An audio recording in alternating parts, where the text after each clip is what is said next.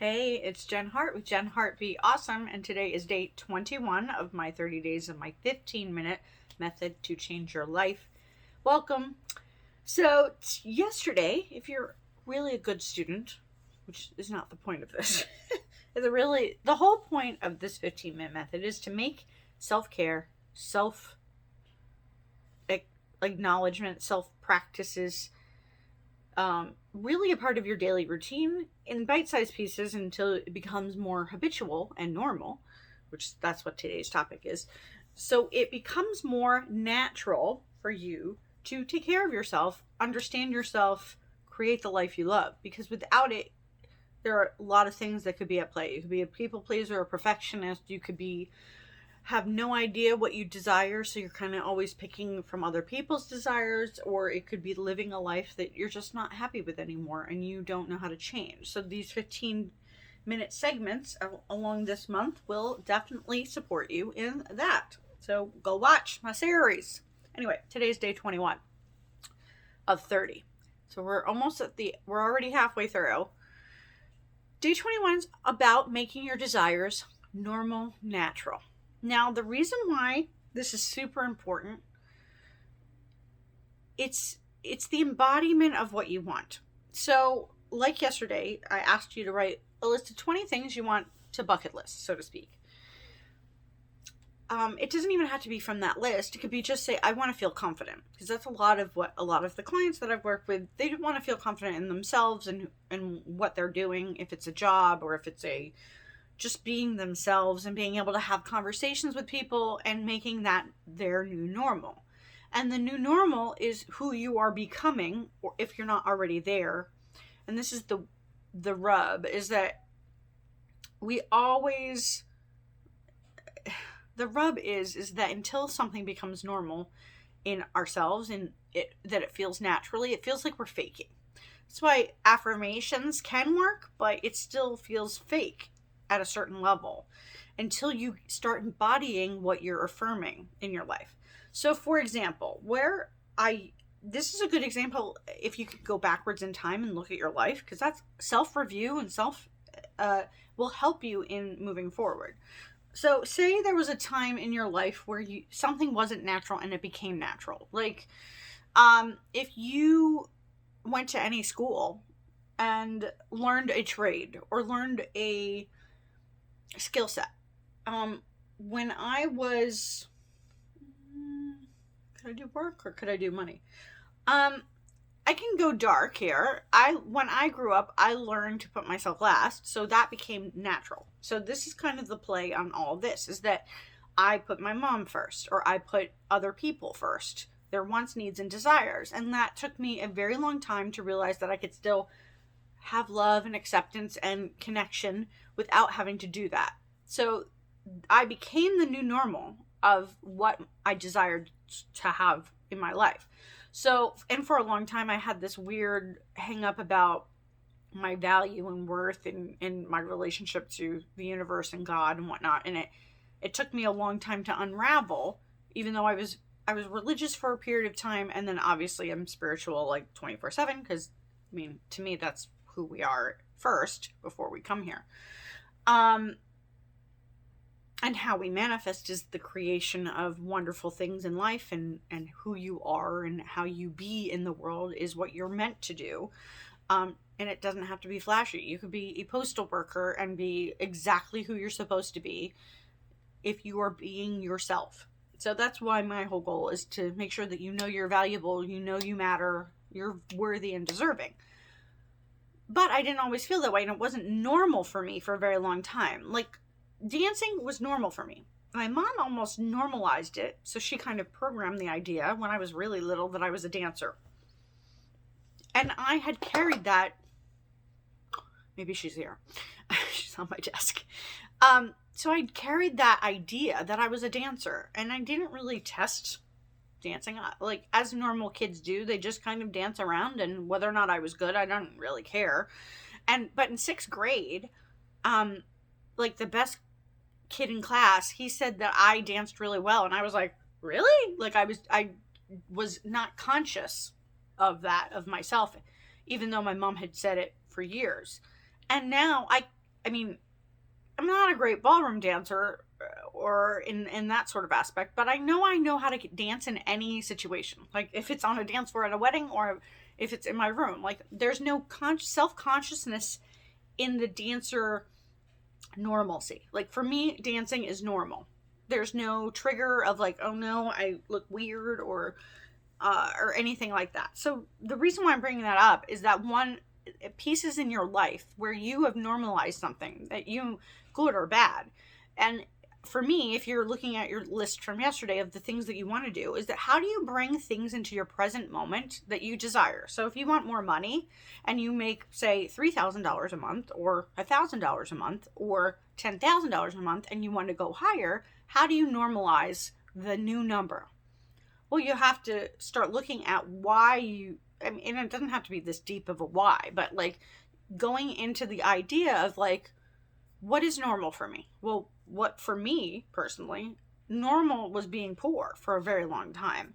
Normal was being settling for a very long time, not trusting my instinct or trusting my gut around what purchases I would make. And I would just kind of, well, my early 20s was was an experiment, and there's nothing wrong with experimenting and learning as you go. But if you want the shortcut, this is why you're here, I hope, and you're gaining the knowledge to kind of shortcut the whole idea that your life has to be difficult to change and that it's super hard. And that's a mindset, it's not reality. Now, it doesn't mean processes along the way won't feel uncomfortable, and the hard work of change, it's relative, because anybody could be in the same situation, say it's hard or easy. And if you want your life to flow, and if you want literally the idea that your life is of ease, that making these things feel normal. I'm just looking at my notes because I'll forget, of course. So how do you make self-care normal? Well, you practice it, first of all. So you do these 15-minute sections of asking yourself questions, being grateful, thinking about what you desire, putting action, even if it's just this energetic container of 15 minutes a day to say, I matter. Like, I'm going to do another post, probably, or a video, obviously. But I mean, in terms of like, I used to neglect even going to the bathroom when I had one-on-one clients in social work and like at my caseload. And I didn't go get food when those are just basic necessities. And I had to relearn to put myself first so I wouldn't resent the clients, even though the clients weren't doing that to me. I was choosing not to take care of my body. And that informs a lot of what this container of 15 minutes is about, is that the more you put yourself first, you actually have more energy to put into the people that you actually love and care about, causes that matter to you. And you're not doing it from a place of, I have to do this because no one else can do it for themselves, which is a lie. That's like a codependent lie. People have their own God and agency. And if they're not doing right in their own life, even if you're like in a relationship with them or if you're related to them, yes, you can help them, but to a safe degree where you're not enabling their behavior. And that's a whole other topic.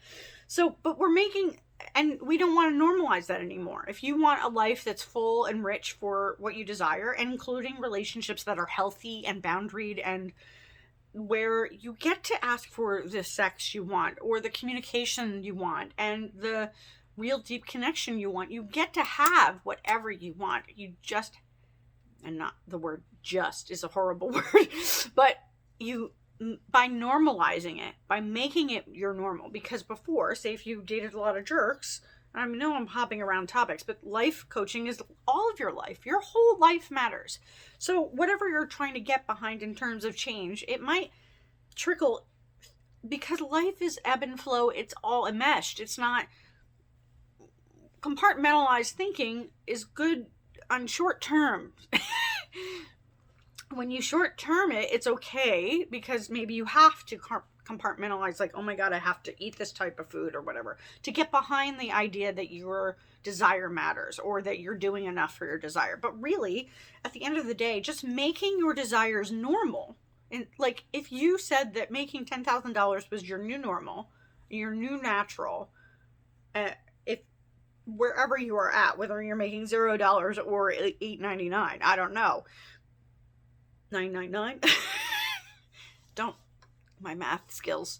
Anyway, so the whole point of this is that whatever you normalize will come to pass because you're making it normal, and you're taking any of the stories out of what it means to have that thing. So if, say, love, for a long time, like I've talked about it before, and I know I'm short on time, so I'm going to be really brief, is that when I used to feel super unlovable, like crazy, because I don't know that life. I don't know that life at all anymore. Now, in the area of dating, that's still kind of pops up. But in my family relationships and in my friends, if it pops up, I catch it and then I'll be like, that's a lie. That's a lie. Because I know the truth is that I am lovable and worthy and valuable. And I don't have to do anything to get that. It's my normal now. But in 2013, until I took it upon myself to change, like really flip the switch in my life, is that before then, I didn't find that as normal. I felt it tedious and hard to have relationships, which is crazy because I mean, there are things to work out, of course, because you're working with other people and everybody's got their own filters and mirrors and agendas and ideas and communication. I mean, I used to make communication hard, and communication is only hard when you allow it to be. And you make that normal. And I don't make that normal anymore. And the same with making life easy and in flow. And if I'm having an anxious moment, because this is not about like life never having an issue, because life is life and life's going to pop up. Lessons are going to pop up. Experiences are going to pop up that might not be comfortable, because you're supposed to learn to make your new normal, your new desire made whole. So if you want to feel loved by a partner, you have to make that click inside your head that it's your new normal now. There's no accepting and even almost acknowledging that normal doesn't exist anymore. So if you think that you're not worthy, that has to be cut out. It has to be cut out. And the cut out is really saying, I'm always worthy, no matter what. I'm always okay, no matter what. If I don't get this car, job, money, man, whatever, means I'm still okay. I'm still mastering my own life. I don't have to have it all perfect in order to be happy. And happy is a relative term, and I know I go all around. But like, to make this a normal, like you being worthy is normal. Let's normalize you being worthy, and let's cut out all the stories that are in between your worthiness. Your worthiness has nothing to do with your job. You're worthy without a job, with a job, making zero money, making $1 billion. You're worthy because you exist. If you don't know this by now, you really just need to be banged over the head because we've all been conditioned by culture, religion, even sometimes in our families, and not really probably intended, that we're not worthy unless whatever this unless business is. And this is why you can go to a coach or a therapist to kind of unravel that if you're having a hard time unraveling it yourself. But really, if you just make feeling worthy and knowing that you are worthy unconditionally, that doesn't mean you're not working on shit to make yourself a more whole and healthy human being, because you're not just like stagnant like a rock. You have things to grow into and get better at, and there's no shame around that. There's literally no shame in worthiness if you take it in and make that normal. I hope that makes sense. I think it did. I'm going to make that so, is that this whole idea of like making your dreams or making your desires normal. And that will literally start pulling the pieces in and helping you see the limited mindset that you may carry. If you have any, you might not. I mean, it's normal for me now to get Starbucks. There was a time when Starbucks I couldn't afford. Or I would not allow myself Starbucks, which sounds so crazy. It's terrible. All right. I hope you have a fabulous day. Today is day 21. I'll see you tomorrow. Peace. And don't forget, Jen Hart, be awesome. Oh, I don't know.